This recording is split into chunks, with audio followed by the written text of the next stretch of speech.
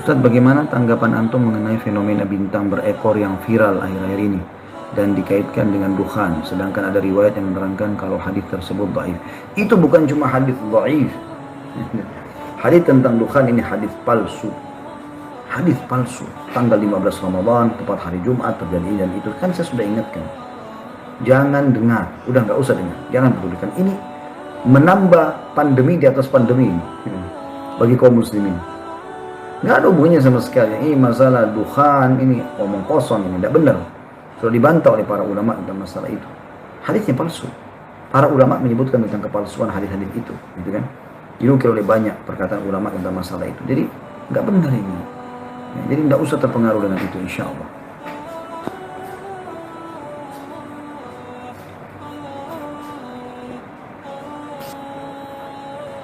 Ustadz izin bertanya, ada film berjudul Umar, dalam kurung Umar bin Khattab yang ditayangkan di TV. Pertanyaan, apakah cerita tersebut sesuai dengan sirah Nabawi? Barakallahu fiik. Saya tidak tahu karena saya tidak ikutin serial itu ya. Tetapi ada kendala kecil di sini.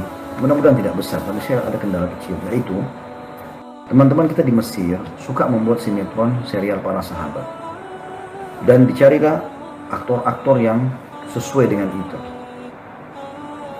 Nah sekarang yang jadi masalah adalah aktor-aktor ini, sebagaimana antum tahu ya, mereka itu orang-orang yang diajak main film sahabat, oke, religius ya, diajak main film yang terbuka-buka dan seterusnya, oke. Ini jadi masalah baru ini, gitu kan? Akhirnya orang mengidolakan tokoh itu padahal sebenarnya dia belum tentu seperti itu. Kan begitu keadaannya, dan itu yang terjadi, subhanallah. Itu yang terjadi, yang membuat banyak orang hanya mengidolakan, yang mencari tahu tentang siapa tokoh ini dan seterusnya. Ternyata di belakang orangnya jauh dari agama. Saya pernah, subhanallah, melihat cuplikan seorang tokoh dari salah satu negara Islam. Itu kalau kita tonton cuplikannya, penyampaiannya luar biasa, sampai ada perjalanan menuju akhirat itu luar biasa gitu, memperlihatkan kuburan dan segala macam. Tapi setelah kita telusuri dan saya datang ke negara itu sendiri, saya sempat tanyakan kepada seseorang pada saat itu, ada si fulan namanya di sini. Dia bilang, iya, kenapa kamu tanya tentang dia? Saya bilang, kita terpengaruh dengan ada banyak cuplikan dia yang maksudnya kita sempat nonton dan bagus cuplikannya. Dia bilang, tidak benar, orang itu tidak benar. Ini buktinya, diperlihatkanlah cuplikan yang lain. Ternyata orang ini jauh sekali dari agama, subhanallah. Ini masalah baru juga ini, gitu kan? Allahu a'lam. Jadi saran saya lebih baik baca buku tentang Umar bin Khattab, tentang Utsman bin Affan, dan insya Allah cobalah ikuti ceramah kami. Ini akhi yang bertanya, coba ikuti ceramah saya tentang serial sahabat ya. Tinggal ketik serial sahabat Tabligh Akbar di Blog M. Kita sudah 40, kalau saya tidak salah ya, sekitar 46 serial sahabat insya Allah yang ada itu. Assalamualaikum warahmatullahi wabarakatuh. Apa diperbolehkan berkurban saat belum diakikah?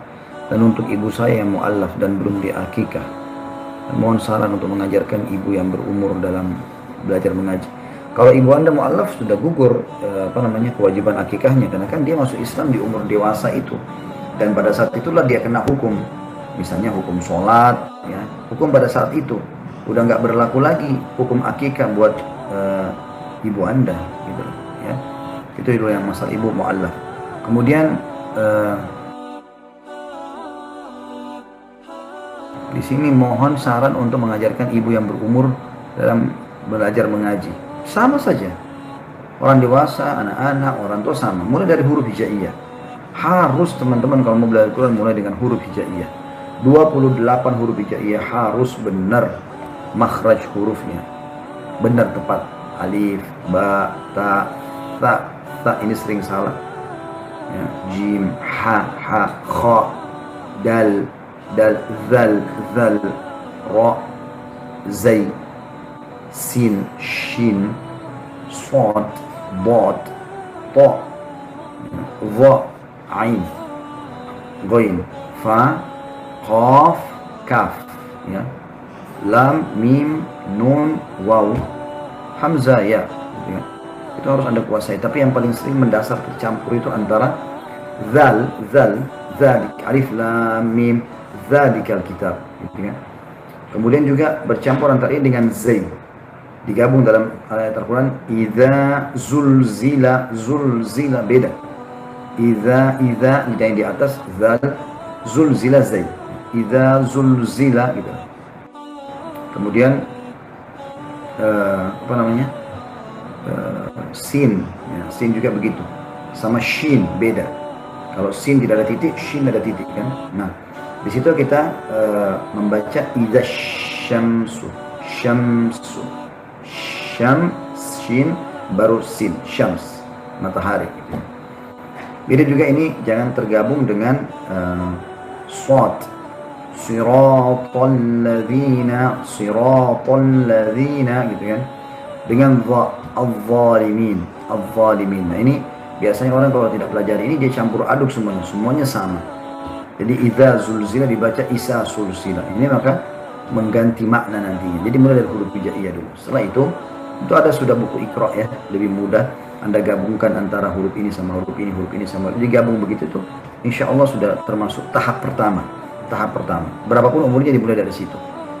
Setelah mulai baca, udah mulai bisa menyambung huruf-huruf, maka mulailah membaca dengan mengkhatam Al-Quran pelan-pelan dari surat ke surat, dari surat ke surat, surat. Nanti lama-lama jadi lancar. Kalau sudah lancar, mulai dia pindah ke tahap selanjutnya, yaitu menghafal ya. Tentu ada tahap sebelum menghafal itu adalah mentadabburi, tapi tadabbur bisa belajar dengan tahapan tadi yang pertama, sambil belajar membaca, sambil membaca terjemahannya. Ya, setelah itu Anda menghafal yang ketiga, baru kemudian Anda mengamalkan isinya. Itu yang saya tahu. Assalamualaikum warahmatullahi wabarakatuh. Ustaz, suami saya bekerja di salah satu perusahaan di Papua. Karena COVID-19 ini ada kabar kalau bayar zakat hanya boleh via transfer. Gimana hukumnya? Kenapa harus kami lakukan? Tentu saja. Zakat nggak ada masalah. Intinya kan Anda keluarkan. Mau ditransfer, mau dikasih cash, nggak ada masalah semua. Itu bebas-bebas saja. Sama sekali nggak ada masalah di situ. Jadi Anda bisa lakukan. Transfer pun ada masalah. Ya, Allahu a'lam. Ustaz, apa hukumnya menyebutkan barakallahu fi umrik di hari kelahiran? Yang saya tahu, karena Anda bertanya pada saya, yang saya tahu tidak ada merayakan hari kelahiran. Yang saya tahu itu. Maka tidak perlu. Jadi barakallahu fi umrik kan mendoakan supaya Allah berkahi di umurnya. Sama saja Anda mengatakan selamat ulang tahun gitu. Yang saya tahu itu tidak ada ya, dalam Islam. Karena belum pernah ada sahabat satupun yang mengucapkan selamat ulang tahun untuk Nabi SAW. Tidak pernah juga dari riwayat satu sama yang lain mengucapkan ulang tahun. Tapi itu adalah tradisi orang-orang non-muslim gitu kan. Sampai mereka bakar lilin, mereka tiup, mereka meminta doa pada saat itu tradisi mereka, bukan tradisi kita. Kita kalau mau merayakan sebenarnya kan ada namanya ulang detik, bukan ulang tahun. Kan setiap detik kalau masih bisa hidup berarti sebuah nikmat yang besar. Tapi kan tidak ada perayaan itu. Allahu a'lam. Sebaiknya dihindari ya. Saya ingin sekali mengajar ibu mengaji, tapi saya belum juga benar dengan tajwidnya. Jangan mengajar kalau belum tahu. Nanti jadi masalah baru ini ya. Anda mengajar kalau Anda sudah punya ilmunya saja. Kalau belum punya ilmunya, jangan. Kan gitu. Mengajar saja sementara Anda punya ilmu. Itu yang saya tahu. Allahu a'lam. Jadi Anda sekarang lebih baik panggil guru ngaji, duduk sama ibu di rumah sama-sama mengaji. Seperti itu, belajar sama-sama.